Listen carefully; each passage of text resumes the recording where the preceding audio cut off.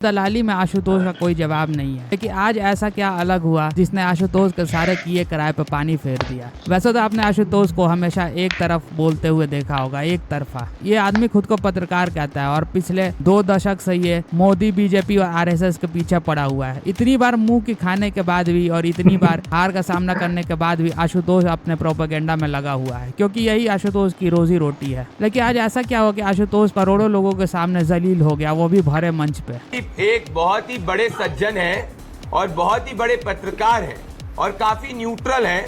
उन्होंने 7 जनवरी 2024 को लिखा था, ईवीएम पर फालतू की बहस बंद होनी चाहिए। ये भी एक धंधा हो गया है, या तो पुख्ता सबूत लाओ या फिर चुप रहो। ऐसी बकवासबाजी से लोकतंत्र में लोगों का भरोसा कम होता है और तानाशाही या फिर अराजकता का रास्ता खुलता है। और जो राजनेता या दल ने देना पुख्ता सबूत सवाल कर रहे हैं चुनाव आयोग से, और चुनाव में हिस्सा उन्हें लेना बंद करना चाहिए, क्योंकि ऐसे लोगों की वजह से ही लोकतंत्र कमजोर होता है, क्योंकि इनकी हार निश्चित होती है। ये सज्जन का नाम है आशुतोष जी। अरे वो डिबेट में है। नमस्कार दोस्तों, मैं हूं सुनील और आप देख रहे हैं क्विक रिएक्शंस। क्विक रिएक्शंस में आप सबका एक बार फिर से स्वागत है।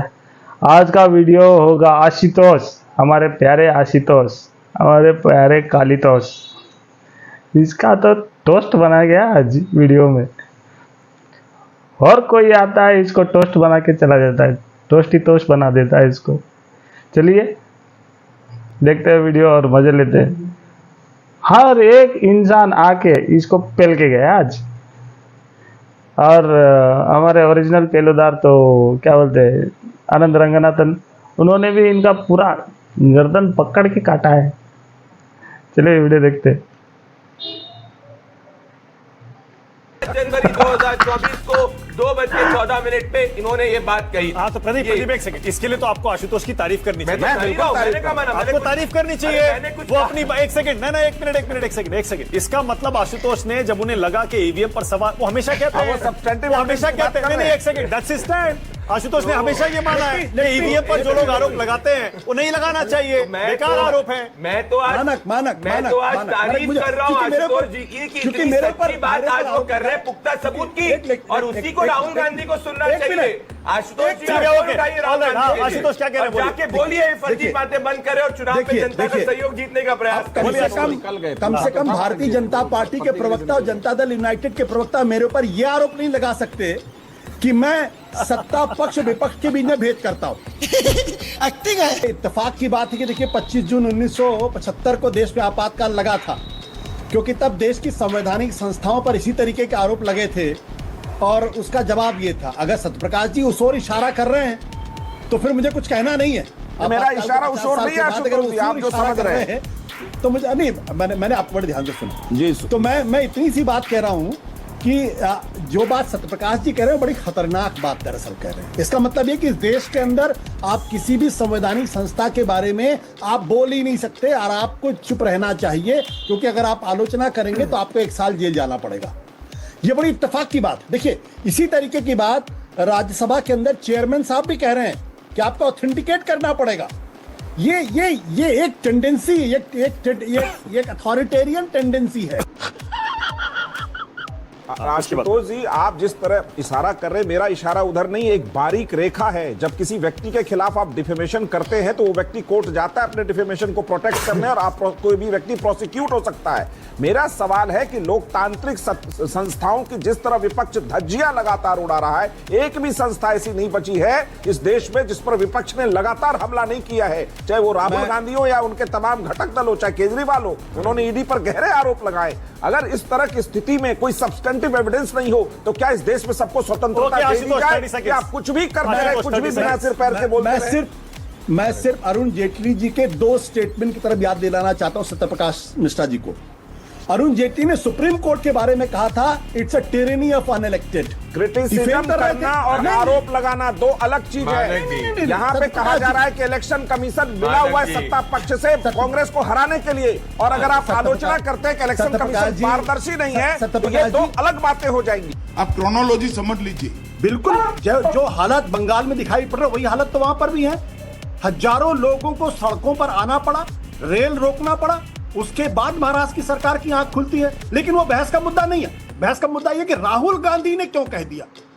चलिए बहुत अच्छी बात है, राहुल गांधी को मुझे लगता है राहुल गांधी के खिलाफ फौरन एफआईआर दर्ज होनी चाहिए और राहुल गांधी को फौरन गिरफ्तार करके जेल में डाल देना चाहिए। तू है कौन रे? वहां पर जो आरोपी है, जो उस घृणित कर्म का आरोपी है, उसको गिरफ्तार करके जेल भेजा जा चुका है। उसके पक्ष में कोई तोड़फोड़ नहीं हुई, कोई भीड़ नहीं हुई, किसी ने सबूत मिटाने की कोशिश नहीं की। किसी ने ममता बनर्जी और उनके गुंडों की तरह दूसरों को डराने धमकाने का प्रयास नहीं किया। मुंबई या ठाणे के पुलिस कमिश्नर ने प्रयास नहीं किया कि अगर किसी ने गलत लिख दिया हो सोशल मीडिया पर, फिर भी हम इतनी बेहयाई से बचाव करेंगे तो सचमुच ये शर्मसार करने वाला। राहुल गांधी ने आज बयान दिया है, आपने भाजपा नेता की बात की, मैं तो कह रहा हूं सामान्य व्यक्ति के तौर पर सोचिए। ये राहुल गांधी आज नेता प्रतिपक्ष हैं। अगर आप इनके बयानों को न सुने तो कहा जाएगा आज भी आप राहुल की बात नहीं सुन रहे हैं, 52 से 99 हो गए। अगर आप उनकी बात सुनकर डिबेट करें तो कहा जाएगा देश में सिर्फ राहुल गांधी ही बचे हुए हैं क्या? झूठ मामला सुप्रीम कोर्ट से रिजेक्ट हो चुका है। सुप्रीम कोर्ट में यह भी रिजेक्ट हो चुका है। राहुल गांधी केस झेल रहे हैं कि आरएसएस का कोई रोल नहीं था गांधीवाद में। अगर सुप्रीम कोर्ट ने बोला है तो पूरा बोलिए, झूठ मत बोलिए। सरकार सुप्रीम कोर्ट रिजेक्ट कर चुका है कि नहीं बताइए। झूठ राहुल गांधी ने झूठ आप बोल रहे हैं। राहुल गांधी ने यह कहा था कि गांधीवाद में गांधी जी की हत्या में उनका स्थान था। ठीक है, जो लोग इस Sameer, you have to come to my rescue. Sudhanshu ji, इसका रीजन क्या है? देखिए सवाल पूछे कि आरएसएस के बैन लगा था या नहीं लगा, सिर्फ इतना सवाल पूछिए बस। नहीं, वो तो इतिहास है, वो तो लगा था, 3 बार लगा है। बैंक कोर्ट में औंधे मुंह गिरा था कि नहीं ये बताइए। 3 बार जी लगा। 45 में भी, 75 में भी, 92 में तो 30 दिन में प्रूव नहीं कर पाए। कांग्रेस पार्टी में और आप में कोई फर्क नहीं बचा है। बिल्कुल, लेकिन सवाल ये है कि संविधान चल रहा है ना, और जुडिशरी भी चल रही है ना। चल रहा है, आपको लग रहा है, मुझे नहीं लग रहा है। हमारे मुझे चलिए आनंद रंगनाथन, आप बोल पा रहे हैं।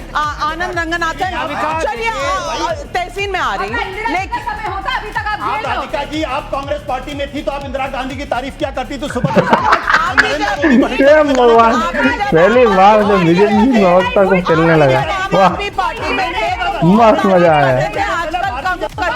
यही है दल बदली लोगों का, आखिर में यही होता है। चलिए ठीक है, आप इधर हो गई, ये दल बदल लिया तो आपको क्या तकलीफ है? संविधान मुझे हक देता है, संविधान मुझे हक देता है। मुझे कोई तकलीफ नहीं, मुझे कोई तकलीफ होगी, मुझे क्यों तकलीफ होगी, अपने विरोधियों मुझे क्यों तकलीफ होगी, वो ठीक है। आशुतोष, जो ये सवाल उठ रहे हैं टाइमिंग को लेकर, 22 साल बाद क्यों, बिहार ही सबसे पहले क्यों, और बाढ़ के टाइम पर ही क्यों ये समीक्षा हो रही है, ये वाजिब सवाल लगते हैं आपको या इसमें राजनीतिक खेल भी खेला जा रहा है?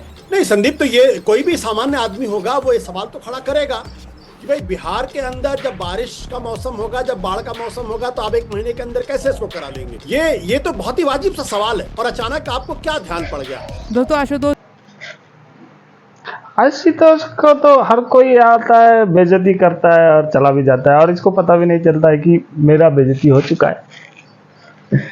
इसी वाला ये वाला वीडियो था। और कैसा लगा आप सब लोग को? अच्छा लगा तो प्लीज लाइक शेयर और सब्सक्राइब कीजिए। मिलते हैं अगले वाले वीडियो पे। जय श्री राम।